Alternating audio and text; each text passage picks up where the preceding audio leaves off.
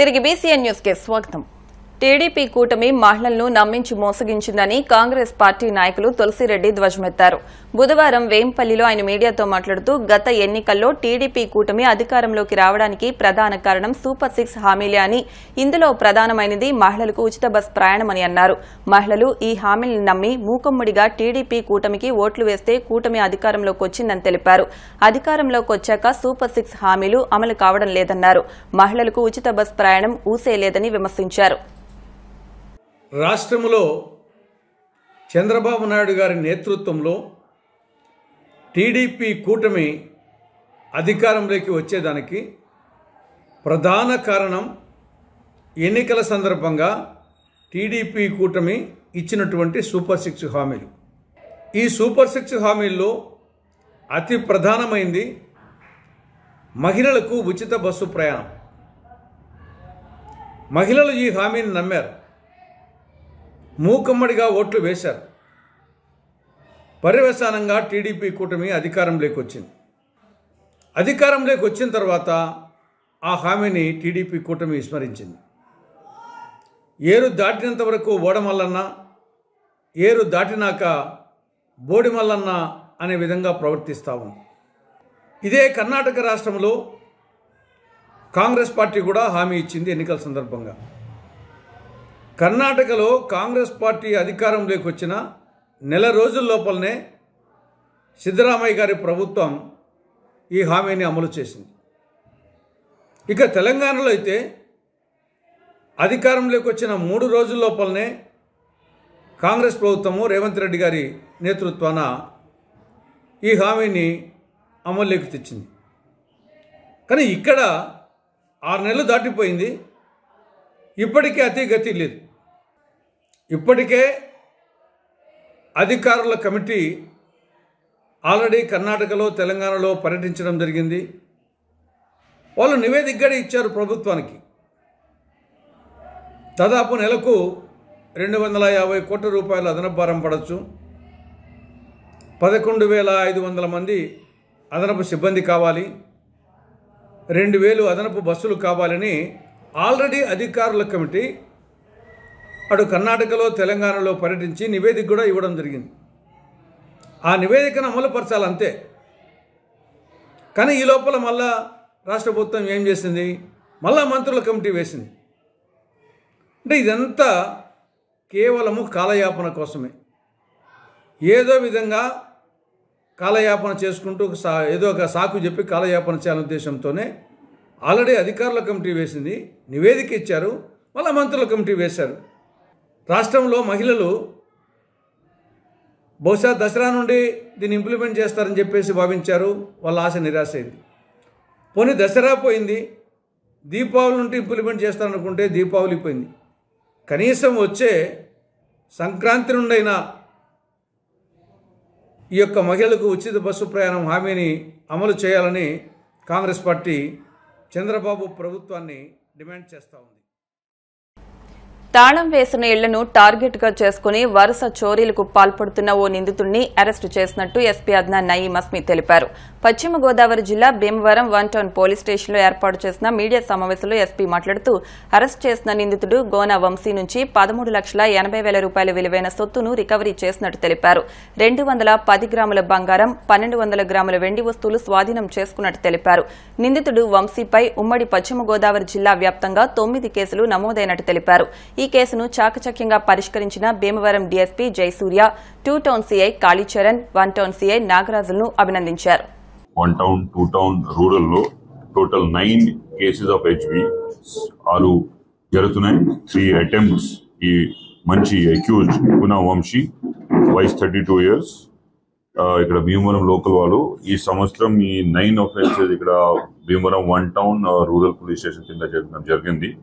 దీనిలో మన teams led by SDPO Bhimavaram 1 town 2 town Bhimavaram rural ఎస్ఐతో పాటు they have jointly operated in this plan and insured that this fellow is picked up. మొత్తం recovery మీరు చూస్తున్నారు. Total 210 gram of gold, 1,200 gram of silver ఆయన నుంచి దొరకడం జరిగింది. So this will be send back to the rightful owners. Legal procedure, కోర్టులో procedure permission తీసుకున్న తర్వాత this will B return to the rightful owners. ఆయన పైన షీట్ కూడా ఇప్పుడు పెట్టేద్దాం. పాత కూడా కొన్ని ఆఫెన్సెస్ ఉన్నాయి, బట్ దానికి because it has been very old offences, that also we are looking into it, discussion చూస్తాం. ఇప్పటి వరకు ఈ 9 offenses దిస్ ఇయర్ హ్యాపెన్. దాదాపు now in last 1 month Bhimavaram has shown multiple recoveries, snatching offences గురించి, bike offences గురించి, ఈ రోజు ఈ హౌస్ బ్రేకింగ్ గురించి. దాదాపు almost in the last 1 month December నెల ఆల్మోస్ట్ 75% ఆఫ్ క్రైమ్ ఈ సంవత్సరం కానీ లాస్ట్ టైం జరిగింది. We have already detected. Procedure follow అయిన తర్వాత we are already returning proper to the owners. Offenders ఇప్పుడు వరకు అందరూ జైల్లో ఉంటున్నారు. వేరే వాళ్ళకి భయభం కోసం చాలా we are doing publicity regarding their photograph and other things of the accused. Previously snatching లో వాళ్ళు అంటున్నారు, మోటార్ వెహికల్ వాళ్ళు అంటున్నారు. Seen posters in everywhere in Bhimavaram also put up. So ఇది భయం వస్తున్నాయి. రాబోయే రోజుల్లో ఇంకా CCTVs both in Undi constituency and Bhimaram constituency we have started the project already.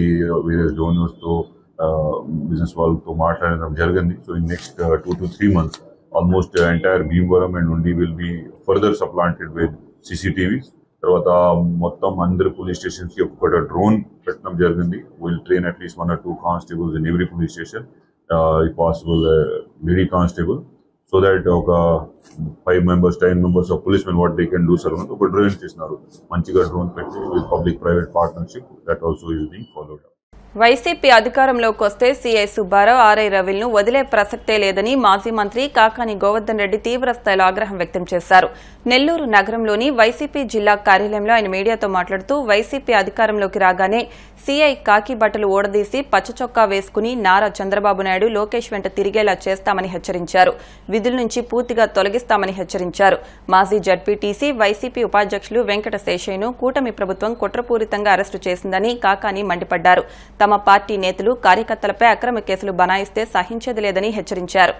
మీడియాలో పనిచేసేవాడిని రాజకీయాల్లోకి తీసుకురావడం, జడ్పీటీసీగా గెలవడం, పోటీ చేసి ఆ తర్వాత జరిగినటువంటి పరిణామాల్లో జగన్మోహన్ రెడ్డి గారి నాయకత్వం, దాంతోపాటు నాతో పాటు ఈ జిల్లాలో ఉండేటువంటి ప్రధానమైనటువంటి నాయకులందరితో కలిసి పనిచేయడం జరిగింది. జిల్లా ఉపాధ్యక్షుడిగా పనిచేశాడు వైఎస్ఆర్ కాంగ్రెస్ పార్టీ.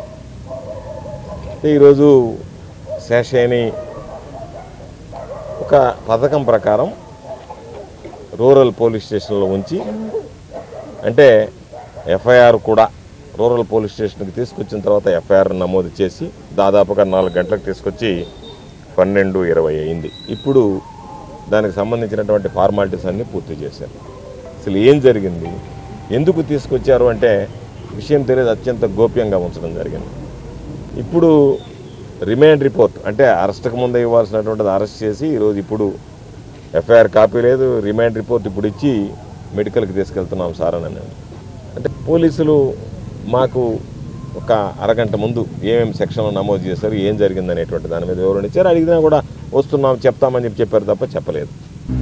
ఆ కేసు ఎంత వేగ్గా ఫేక్గా ఉంది అంటే ఎప్పుడో 2 సంవత్సరాల నాడు కలిసాము, 2 సంవత్సరాల నాడు నా ఉద్యోగం కోసం నేను వెళ్ళాను అంటే ఇదంతా ఒక పథకం ప్రకారం ఏ సెక్షన్లు అట్రాక్ట్ కావాలి, శేషయ్యని ఏ విధంగా రిమాండ్లోకి పెట్టాలి, శేషయ్యని రిమాండ్లోకి పెట్టాలంటే ఏ విధంగా ఫిర్యాదు తయారు చేయాలి అనేటువంటి దాని మీద తయారైనట్టుకుంది తప్ప శేషయ్య వ్యక్తిత్వం హననం అయ్యేటువంటి విధంగా ఈరోజు కూటమి ప్రభుత్వం వచ్చిన తర్వాత మంత్రుల మీద ఇటువంటి ఫిర్యాదులు వస్తున్నాయి, మంత్రుల మీద ఇటువంటి ఎఫ్ఐఆర్లు నమోదవుతున్నాయి.